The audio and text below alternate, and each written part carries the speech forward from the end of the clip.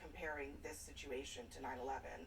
Oh, no, ma'am. I mean, you described it as a blip, but I wouldn't even describe 9/11 as a blip. I just want to give you a chance to... Well, I'm just saying historically, if you ask kids, ask them what happened on December 7th, 1941, and I would dare say that many people would not be able to answer that. My point is this, is that we do a poor job of remembering history, and this will be one of those things that I don't think anybody will ever, and I would never play down 9/11. I lost a couple of friends in that, so I would never play that down. I think the other part of this, Congressman, is that this isn't just about history. It's also just about the next 3 to 4 weeks in which Congress has to do some things, including on the war, on the government funding, and none of that has happened or been able to happen in the last 3 weeks because of all of this chaos. Well, I would submit to you the war just started, and the bill has not come over from the Senate yet, from the president. And we know that $100 billion package is going to have some problems. Only $10 billion of it is actually, about 12, I think, billion of it is actually Israel, and the rest is for Ukraine, and hiring more bureaucrats to process folks coming in over our border. Either way, there's still no speaker. There's nobody who can handle it. But the bill's not up. The bill has not even come up, and we've been off. Technically, we were supposed to be off even last week, so we were here trying to elect a speaker, but I would say that I would also submit to you too, the president has already put the Gerald R. Ford Carrier Group, one of the largest in the world, actually is already in the Mediterranean. 6 other ships are there. The Iron Dome is currently funded, I believe. We send on auto check basically $3.6 billion to Israel every year. They are, according to the briefings that I've got, they're well armed and they're ready to go, and they're gonna take care of business as long as the United States stays out of their way. All right, so we'll see what happens tomorrow. If there's no speaker, we'll have you back on to explain yourself. Congressman Tim Burchett, thank you very much for joining us. Thank you, Ms. Phillips. It's been a pleasure. And so what is the best path forward now for getting Congress out of this mess? McKay Coppins joins me next.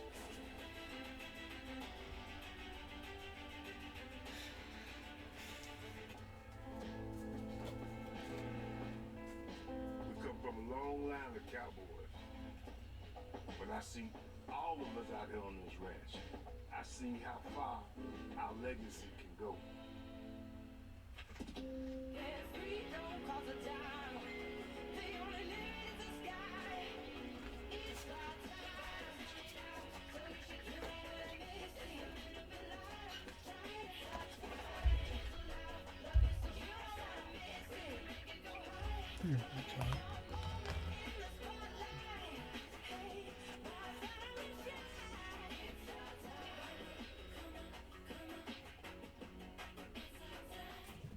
Meet the Jennifers. Gen X, Gen Y, and Gen Z. Each planning their future through the Chase mobile app. Gen X is planning a summer in Portugal with some help from JP Morgan Wealth Plan. Let's go, Whiskers. Gen Y is working with a banker to budget for her birthday. He only turned 30 once. And Gen Z, her credit's golden. Hello, new apartment. 3 gens getting ahead with Chase. Solutions that grow with you. One bank for now, for later, for life. Chase, make more of what's yours. We found the right model. Now what would make you feel comfortable with the price? Well, no one made me feel more comfortable than my kindergarten teacher, Miss Jane. This one is special. And this one is also special. What's really special is saying, show me the Carfax value. You'll get the most accurate price based on the vehicle's accident history. Look for me at Stopover Pay. Shop at the all-new Carfax.com. And Doug says you can customize and save hundreds on car insurance with Liberty Mutual. He hits his mark center stage and is crushed by a baby grand piano. Are you replacing me? With this guy? Customize and save with Liberty Bibbity. He doesn't even have a mustache. Oh, look, it's Boo-Boo. Only pay for what you need. Liberty, liberty, liberty, liberty. This is a keepsake frame. This is actually a photo from my wedding. I'm Adam Weiss, founder and CEO of Keepsake, the mobile app that makes it easy to have your photos printed, framed, and shipped to your doorstep. You just choose a photo that you love, You can preview it in over 100 frames, and in a couple of days, you're going to receive your photo in a beautiful handmade frame. So if you've got a special photo on your phone, install the free Keepsake app. We would love a chance to frame it for you.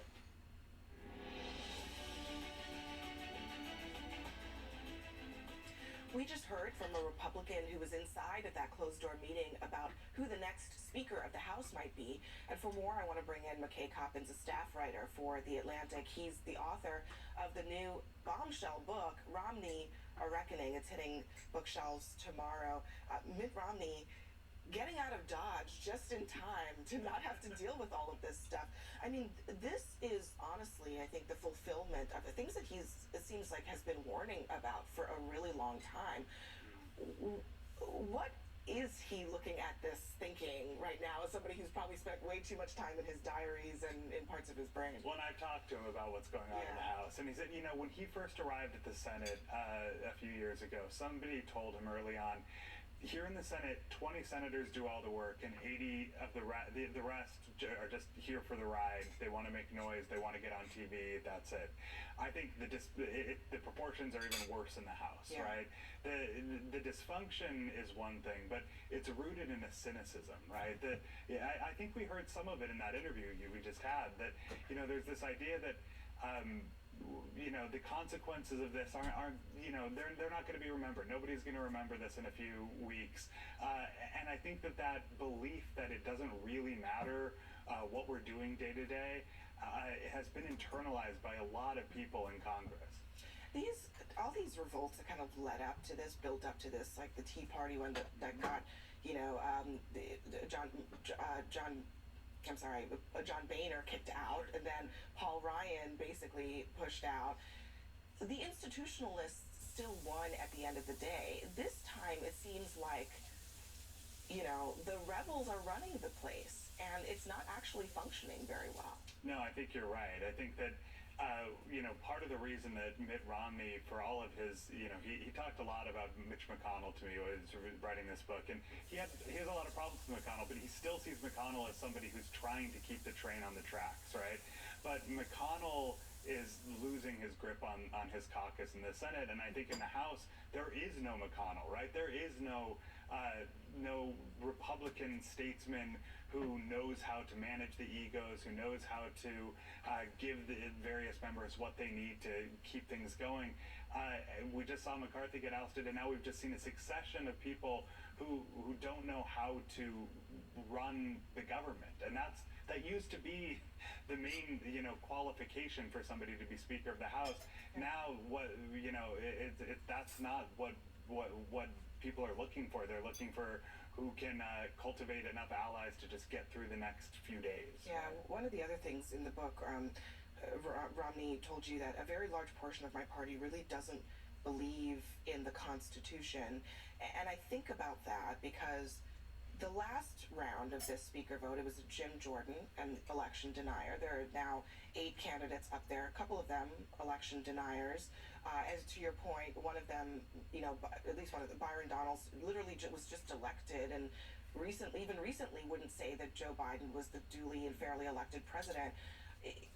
Is this what Romney's talking about here? No question. I mean, the reason that he agreed to, turn over all his emails, turn over all his journals, tell me all these stories from behind the scenes, is because he's worried about the fragile state of our democracy. He believes that what we're seeing in the House, what we've seen in the Senate in the last few years, January 6th, all of these are, just data points in the fragility of American democracy. And he thinks that, he looks at this book, and I look at this book, as a warning for Americans that all the theatrics, this isn't just, performance art, this isn't just drama, this is a symptom of a deeply dysfunctional government and a sick democracy, and we as Americans need to take that more seriously. It's hard to even see how it gets healed if the analogy is a sick patient. I don't know where the cure is coming from. It doesn't seem to be, the patient doesn't seem to be all that interested in being cured. McKay Coppins, thank you so much for this. And the book is called Romney, A Reckoning. And I want to thank you also for watching us tonight on Newsnight. Laura Coates is up next. Laura Coates Live starts right now. Hey, Laura. Hey, Abby, thank you so much. A great show as always. I'll read that book for sure. See you again here tomorrow night, okay? I'm sure you can. All my free time. There are 2 more hostages that are now free. But what about those who are still being held? There are more than 200 of them, and they are somewhere in Gaza. Tonight on Laura Coates Live.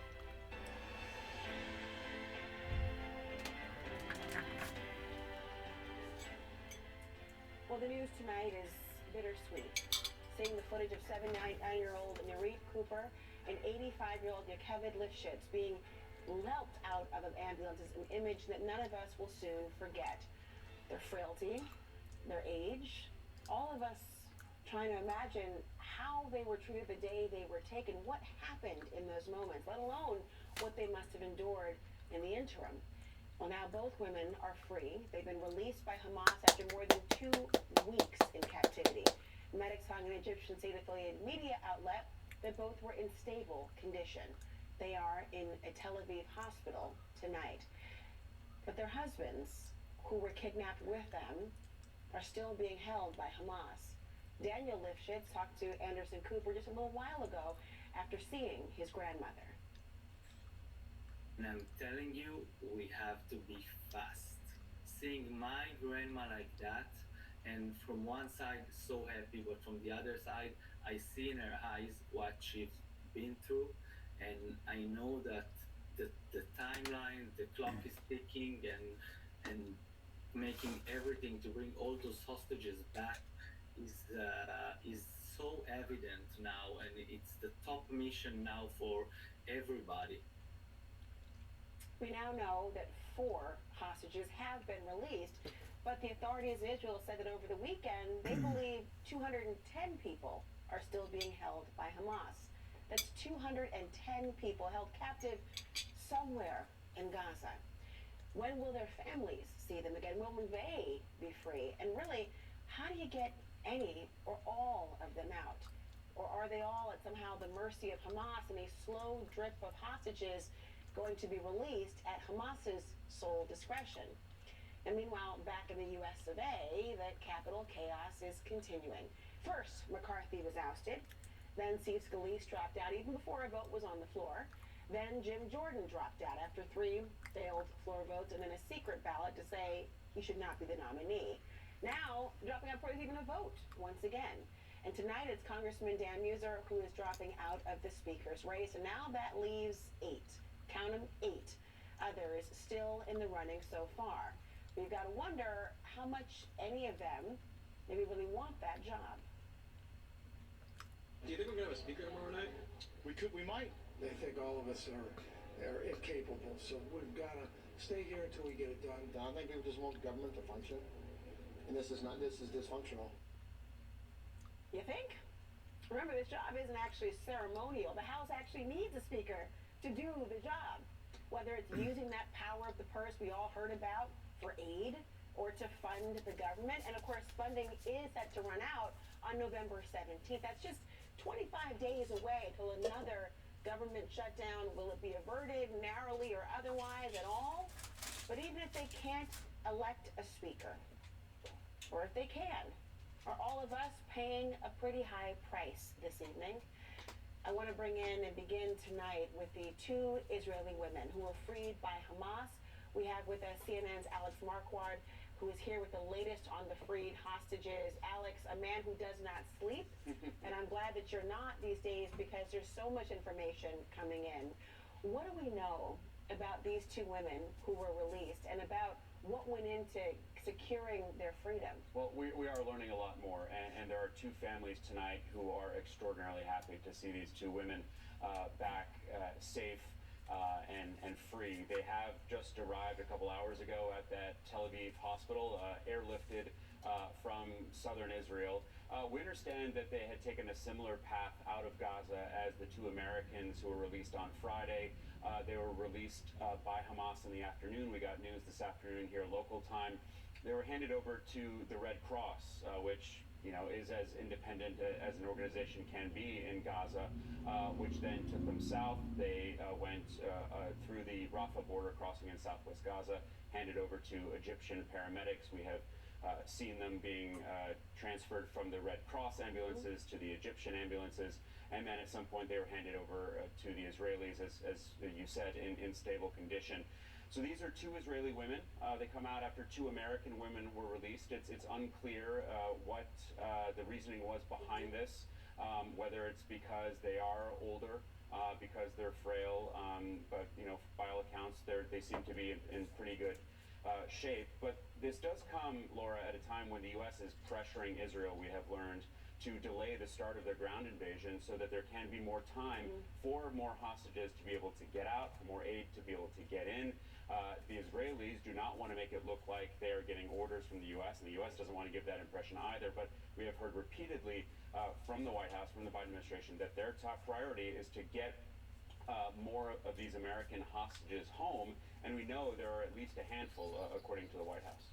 It strikes me, so many people seeing those images come in, the questions of why them, why now, what's happened, and how many others are of the same age. You have young people, little children who are also been taken as well. So how do you get them out? And it speaks to really the gravitas of all of this and the strategy. There's also, there's the questions that we all have as perhaps cynics, and there's the optimist's view. This is a light in what's been weeks of darkness to have now 4 hostages freed. Speak to me about what that's been like for the families who are learning about all of this. Well, when you look at these two women who were released tonight, you can't help but think that they look just like your mother or your grandmother. They're just regular people, and you're reminded of the fact that these were people from all walks of life who were just snatched from their homes, dragged across the border by this terrorist organization into Gaza. Young children, older adults, men. Yes, there are some Israeli soldiers in there as well. And so this has been absolutely heartbreaking for those families. And these two women, though their families are happy, obviously, that they're out tonight, their husbands are still inside. The two couples were both kidnapped.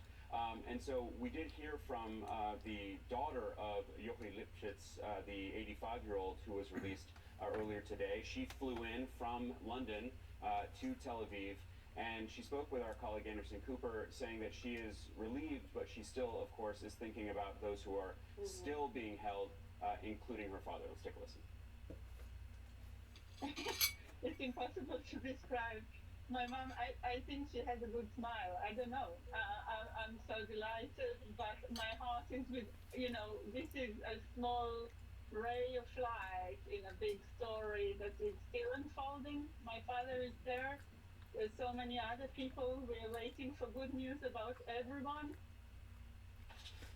And Laura, like you, she was saying that this is a sign of things moving in the right direction, but there clearly is pressure on Hamas to stop doing this sort of 2-by-2 trickle of releases and really release a much bigger group of people. Hamas may have demands if they're going to do that, things like a ceasefire, more aid into Gaza, and Israel has already rejected the notion of a ceasefire. And said that they really have to maintain the pressure on Hamas. Unbelievable. Alex Marquardt, thank you so much as always. I can't imagine what that discussion was like to leave their husbands behind. I want to bring in a former hostage negotiator and Navy SEAL Commander Daniel O'Shea. Daniel, I think you're the perfect person to field these questions because so many of us have them. You've got 2 elderly women now released today. The question, aside from the joy people have about the progress, so to speak, is what goes on behind the scenes to choose them in particular? What do you think Hamas is trying to accomplish by this release? Well, of course, the fact that they've released 2 Israelis gives heart to every family in Israel right now that is desperate for news about the 212 or 220 hostages taken and held by Hamas in Gaza. So that's a positive step, but at the end of the day, if this was truly a humanitarian gesture, why would they have released these 2 women with their husbands? So you're still keeping this family in terror and suspense. And again, obviously they're chosen because of their age. I mean, the whole world has stood up about the fact that the majority of these hostages are civilians, including grandparents, grandmothers, that were released today, and children, and women and children. So that's part of it. And it's a fight, it's a propaganda move. They are trying to get garner world opinion and world support for things like a ceasefire, for the IDF offensive to not go forward, because there's now has been tremendous pressure behind the scenes by the U.S. and others to limit the response that Israel is intended to take. And that's exactly why Hamas did it and why they chose these two women. You know, I don't ever want to lose sight of this, and I know as we're talking about the fact that there are hostages released and there is an element of joy, obviously, with it, I don't want to make it seem as though Hamas has done some grand, magnanimous gesture out of pure goodwill. I know you're not saying that, but just to remind people, they would not be released had they not been hostages, had they not been taken in the first place, and of course, all the things that have come along with it. You know, you spent 2 years in Iraq dealing with, I think, over 400 kidnapping cases. And so you've been watching this over the years and as it's unfolded. As these civilians are emerging from their captivity, can you just walk us through a little bit about what this debriefing must look like? You know, they were with the paramedics today, but then what happens? What's the next couple days like for them? Well, first and foremost is to get a medical check, and that's the first part of what's called the repatriation process. First and foremost, make sure their health is taken care of. But even if they were shot or wounded in the initial kidnapping or their captivity, they are going to have mental scars. The shock of coming out. We had very few successful missions in Iraq over my 2 years, but I was able to do some repatriation debriefs and be a part of watching these hostages come out of in one case, Jill Carroll had been held for 83 days in captivity, and it's shell shock, and they're going through a psychology. It's probably that debrief is probably ongoing right now, but they're still terrified. Their husbands are still behind, so these women have a long road ahead of them for recovering and back some type of mental health. In a way, it almost reminds me of, for different reasons, of being a prosecutor and interviewing a witness who, on the one hand, you want them to give you the information that you need, possibly to prevent other things from happening, and also balancing that emotional turmoil that the person is really facing. You know, there are Israeli hostages who are believed to be underground. These hostages who have been repatriated, as you're talking about, might be able to give information about their surroundings through their sensory experience. But what kind of a challenge does Gaza present to a rescue effort for the rest? Gaza presents a challenge for hostage rescue forces unlike anything I've seen in 20-odd years. We have pulled off hostage rescue missions over the last 20 years. We have the greatest special operations forces on the planet.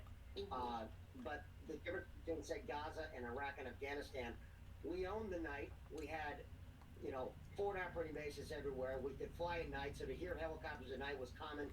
So the critical thing for hostage rescue is a couple things. Number one, proof of life. You don't want to send hostage rescue forces in to go after a dead body, obviously put their lives at risk. Second, a 10-digit grid. You want to know exactly where those hostages are held, because the element of surprise is critical. A group like Hamas, you can assume these are armed gunmen. They're standing watch, and the moment they hear something, the first objective for them would probably be to kill the hostages. So that stealthy insertion is critical. In a place like Gaza, one of the most densely packed places on the earth, you've got apartments that are 10, 12 stories high.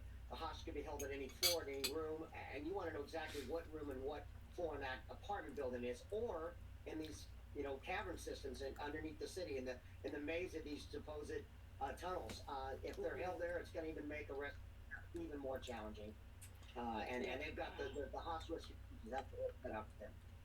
Daniel O'Shea, certainly the work cut out from you describe. It's kind of mind-boggling to think about what could take place next, and obviously this is real life and wartime. Daniel O'Shea, thank you so much. Here with me now, CNN Global Affairs analyst Kim Dozier, who's reported extensively from the region, and former CBS News foreign correspondent Dan Raviv. It sends kind of a chill up your spine as you hear the complexity of trying to get hostages released, even amid the great news that 4 have already been released. But that moment that we've seen, I want to take a look for a second at that really emotional moment of seeing these 2 women be released. Take a look at this.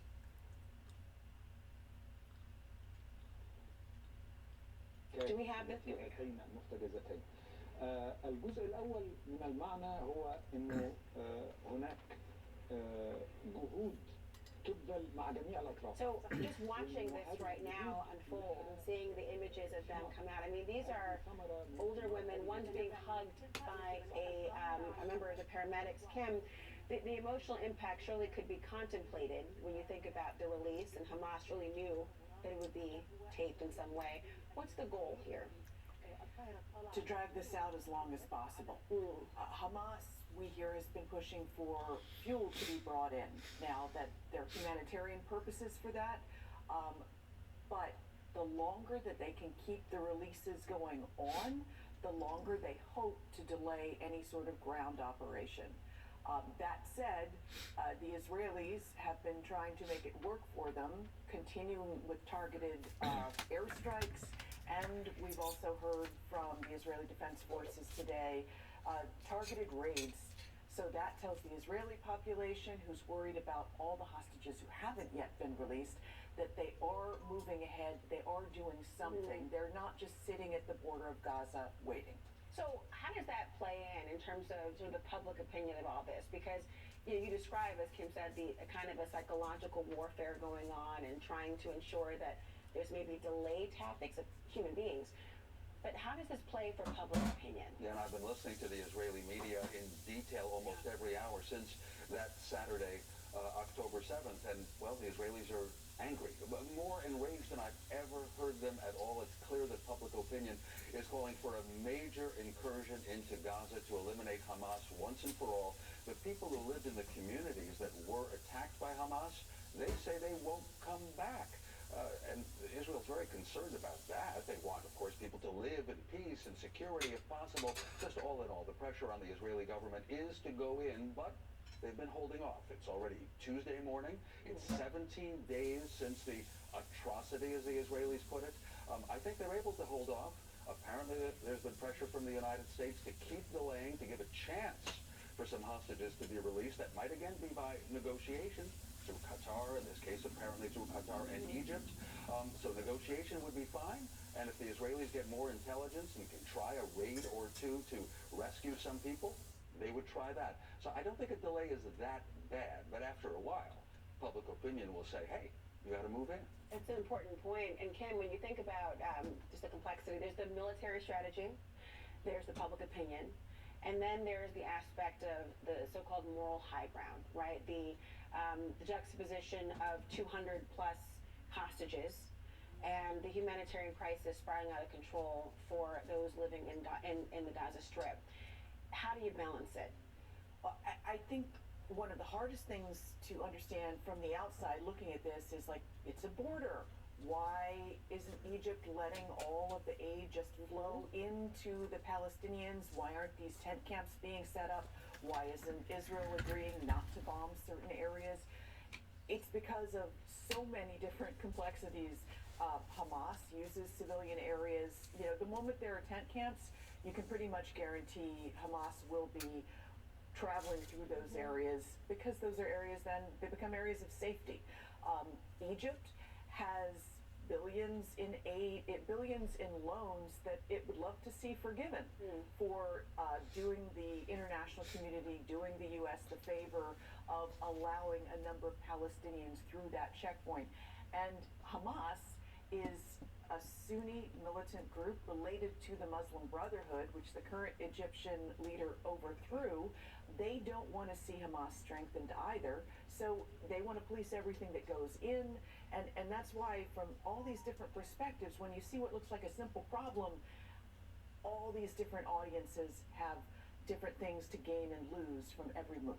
But Kim, maybe you'd agree, maybe in the big picture, there's some optimism in that. I see a coalition, no one will say it in public, that people, governments, want Hamas to lose.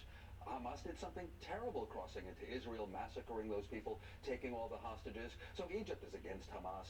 There's no Arab Brotherhood saying that they want to support Hamas in any way. The Israelis are trying to underline all the time in their information that Hamas is not the Palestinian people. If you want an independent Palestinian state, you don't want Hamas. Maybe we'll find a coalition. Both of you, thank you so much. Really important, and the conversation will, of course, continue for obvious reasons. Thank you both. Tonight, there are fears, as we discussed a little bit here, there are fears of a regional spillover from the Israel-Hamas war, and they're growing, those concerns, as militia groups have launched multiple drone attacks on the United States forces in Iraq and also Syria. Joining us at the Magic Wall, we've got retired Brigadier General Steve Anderson to help make sense of a lot of this. General, look, all eyes are on Gaza, and you have long been stressing that Israel needs to take their time in the expected military ground operation, but there's a lot of concern this could really spiral. So how easily could this become a wider conflict? Very easily, Laura, very easily, and here's why. I mean, if you look at the numbers that are involved here, look at Israel over here, 10 million people essentially in this area here, surrounded by a lot of neighbors that really would like to see them go. Let me put a number up here for you, Laura. 30 to 1. That is how the Israelis are outnumbered in this region by Muslim countries that surround them. And in particular, I'd like to point out a couple. Of course, most of the activity is Iranian. The Iranians are sponsoring militias all over the region. All of them are designed essentially to do everything they can to take Israel down. They've got militias in Iraq. Of course, they're backing the Syrians, the Lebanese Hezbollah, and of course down here in Yemen. And all of these countries have militaries that are capable of inflicting a lot of pain, in particular missiles. The missile threat is huge. This is a very dangerous region, and Israel is living in a very rough neighborhood. I mean, just how you have mapped it out there, just seeing what is surrounding, I think gives such perspective to people who are not as familiar with the region and the why. There's also, as you know, there's been an uptick in targeted attacks on U.S. forces. U.S. intelligence, as you mentioned briefly there, forces are showing that Iranian-backed militias are actually ready to ramp up their attacks in the Middle East. So are you expecting more kind of proxy attacks? I mean, how does the U.S. defend itself against something like that? Yeah, Laura, I'm absolutely expecting that. We've seen a number of attacks already. We've seen attacks to Al-Assad Air Base out here in Iraq, and Balad Air Base, and all the way up here in Erbil. We got about 2,500 American soldiers that are living there. Also seen attacks here in Syria. 900 soldiers from the 10th Mountain Division. I was just out in Jordan, and they're living in tents out there. I mean, they're dramatically exposed. I'd also like to point out that we've got soldiers down here in Al Udeid Air Base, airmen, soldiers. Our largest air base outside the continental United States is down here in Al Udeid, and of course we got 7,500 soldiers here in Kuwait still, with a brigade set of equipment ready to launch. So we've got a lot of exposure in this theater, and we got to do everything we can to protect all of our assets in this theater, because the risk of escalation is going to grow dramatically if American soldiers get killed in this theater by Iran or any of their proxies. General Steve Anderson, thank you so much for breaking that all down. Very important for us to see. When we come back, the U.S.-Israeli citizen who went straight from high school to serving in the Israel Defense Forces.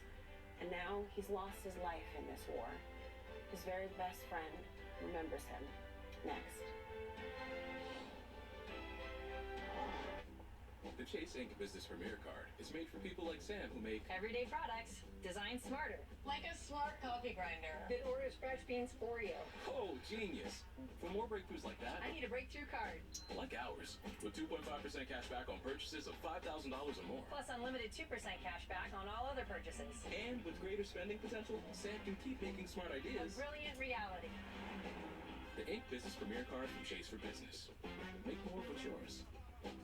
If you're 50 or over, you can be taking advantage of everything AARP has to offer right now. Join AARP for $12 for 1 year, and your second membership is free. Get instant access to discounts on everyday purchases, eye care and prescriptions, and tools and tips to help manage your money and maximize your health. Plus, AARP fights to protect your Social Security, Medicare, and more. Join and get an insulated trunk organizer free, plus AARP the magazine. Call or go to yesaarp.org now.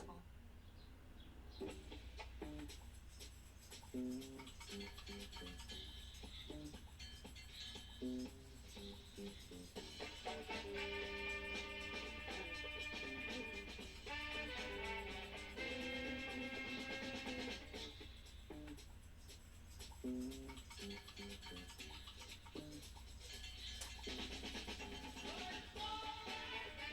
it with Gurus. Car Gurus. I have moderate to severe plaque psoriasis. Thanks to Skyrizi, I'm playing with clearer skin. 3 out of 4 people achieve 90% clear skin at 4 months, and Skyrizi is just 4 doses a year after 2 starter doses. Serious allergic reactions and an increased risk of infections or a lower ability to fight them may occur. Tell your doctor if you have an infection or symptoms, had a vaccine, or plan to.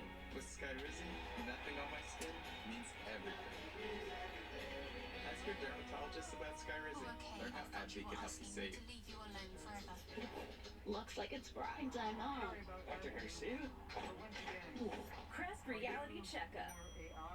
That trendy film on your teeth, it's actually the buildup of top bacteria, which can cause cavities in months. And your toothpaste just isn't cutting it. Most toothpaste quit working in minutes, but the antibacterial fluoride in Crest Pro Health protects for up to 12 hours. So I can stop cavities before they start. Mm-hmm. Can I get a latte? The #1 toothpaste brand in America, Crest.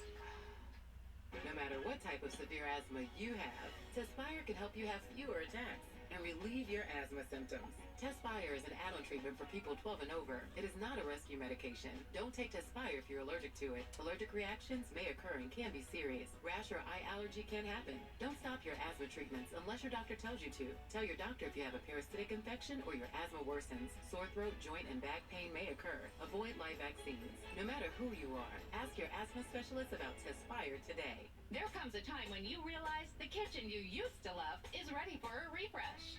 Let a Cabinets to Go design expert help you craft the look you want with quality products in today's designer styles and colors, backed by a transferable lifetime warranty. Out with the old, in with the new. It's that easy. From design to install, we do it all. Plus, get 0% APR for a limited time. Visit cabinetstogo.com to schedule your free design consultation today. Cabinets to Go. Wow for less. The day you get your Clear Choice dental implants changes your struggle with missing teeth forever. It changes how you eat, how you feel, and how you enjoy life. It changes your smile, and how others smile at you. Clear Choice Network doctors have changed over 100,000 lives with dental implants, and they can change yours too. Because a Clear Choice day changes every day. Schedule a free consultation. Maryland is mourning the death of a native son, thousands of miles away in Israel. 22-year-old Omer Balva, a dual U.S.-Israeli citizen who was born and raised in Maryland, was so drawn to his Israeli heritage, he chose to serve in the Israel Defense Forces right out of high school. He was actually on vacation in the United States when Hamas attacked Israel on October 7th, shocking the entire world. He was called up as a reservist, one of 360,000, roughly the same as the number of reservists across the entire United States military. Within days, sadly, Omer Belvo was dead, killed just last Friday by an anti-tank missile along Israel's northern border with Lebanon. His lifelong friend, Ethan Misner, says Omer planned to propose to his girlfriend soon. And Ethan Misner joins me now. Ethan, thank you so much for being here. I'm just so sorry to hear about your friend. I know you were extremely close. In fact, you and Omer had spoken almost every day for your entire lives, except when he was training with the Israeli military. Can you tell me about your friendship and what it was like to know this beautiful person? Yeah, of course. Thank you for having me.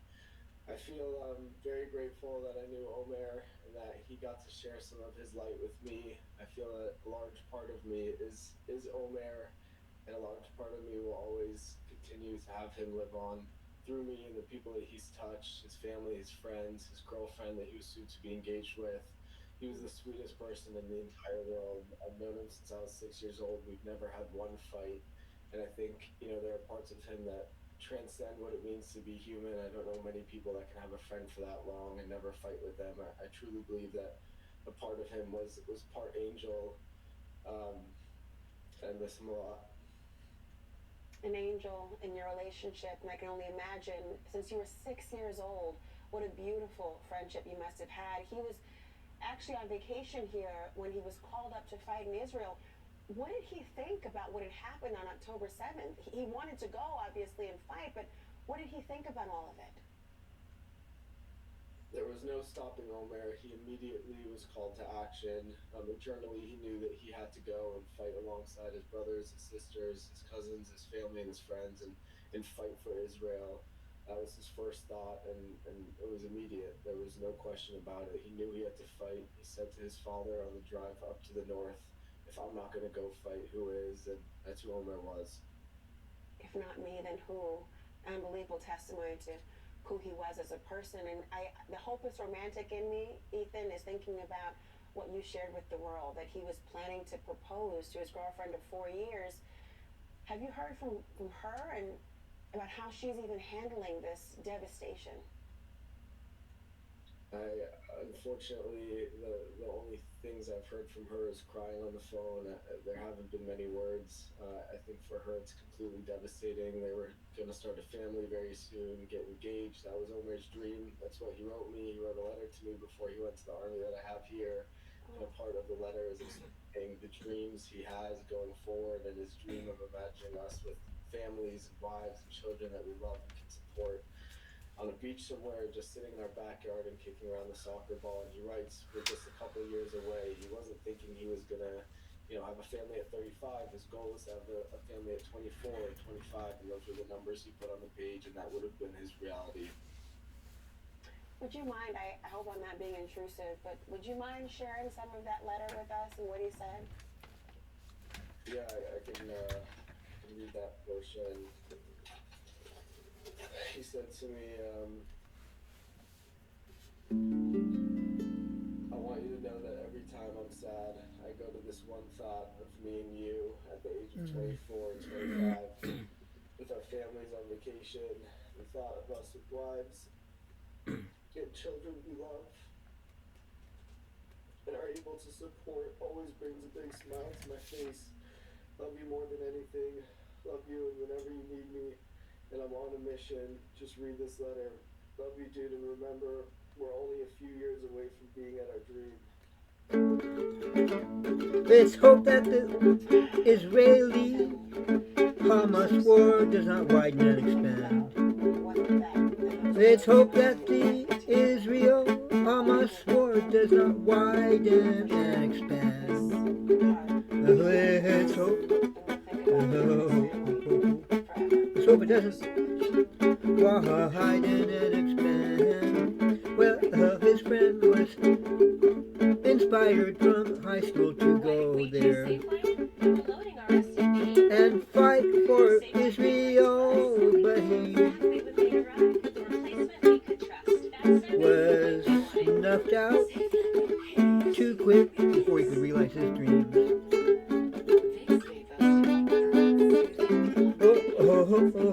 One casualty, a casualty, one casualty, a casualty. Hello, new apartment. One bag for now, for later, for life. Chase, make more of what's yours. When every second counts, ADT self-setup with video verification helps police respond faster, so you get help sooner. You can even request help with just a tap. We have a